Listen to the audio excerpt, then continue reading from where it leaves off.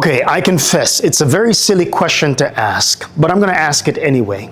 Have you ever been down or felt condemned? And I know it's sort of the human experience. We've all been there. We've all been through it. But you're in good company if you've ever felt that way, because the Bible tells us that there was a moment when the people of God were going through quite a bit. And the Bible tells us in Psalm 42. Now, scholars sort of argue about who wrote Psalm 42, whether it be David or the sons of Korah. But either way, the words are potent and pertinent for you and I. 2 times this question is asked. It says, verse 5 of Psalm 42, "Why are you cast down, O my soul?" Verse 5. And verse 11, "Why are you cast down, O my soul?" It was written at a time when the children of Israel felt separated from God, His presence, and the sanctuary because of sin.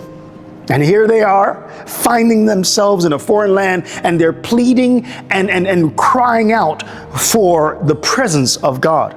In fact, notice how the crying out is described in verse 1 of Psalm 42. "As the deer pants for the water brooks, so pants my soul for you, O God." Have you ever been there, felt separated from Jesus some distance? Maybe it's something you've done and your heart is condemning you. And you're like, man, how can I get close to God again? The Bible goes on in verse 5 of Psalm 42, "And why are you disquieted within me?" Now that word is a very unique word. In the original Hebrew, it's hama, and it means to roar on the inside. And the way that it's communicated is inner turmoil. It means to be moved or troubled like the ocean during a hurricane. Unsettled, in other words. But here's the answer.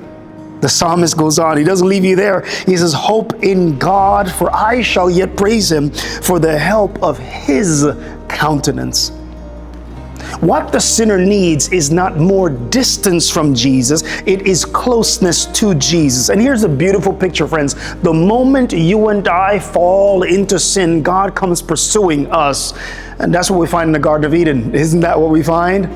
When Adam and Eve sinned, we find God walking in the cool of the day, looking for them and asking the question, "Adam, where are you?"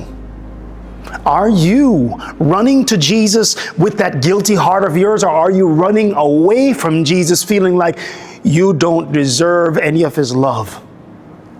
But friend, that is the power of grace. The power of grace is so much bigger than any sin that you might have committed, that God is pursuing you saying, "Come to me, my child, because I have forgiveness enough to cover your sin." The Bible goes on in Psalm 42 and verse 11, "Why are you cast down, O my soul, and why are you disquieted within me? Hope in God, for I shall yet praise Him." That is repeated, but then he says, "The help of my countenance and my God." Did you know, the Bible tells us again in Psalm 16:11, that in the presence of God there is fullness of joy, and at His right hand that there are pleasures forevermore. In the presence of God, you will find the joy you're lacking. Like Jesus over that stormy lake with the disciples in that boat, He speaks to your innermost soul saying, "I am with you. Peace, be still." First John chapter 3 and verse 20. I want to leave you with this promise. Notice what it says. "Beloved, if our hearts condemn us, God is greater than our heart and knows all things." He knows you. He knows what you've been through. He knows the weaknesses in your frame. He knows the difficulty. He knows the sin. And friends, He still chose to die so that you and I can be saved. Run to Jesus.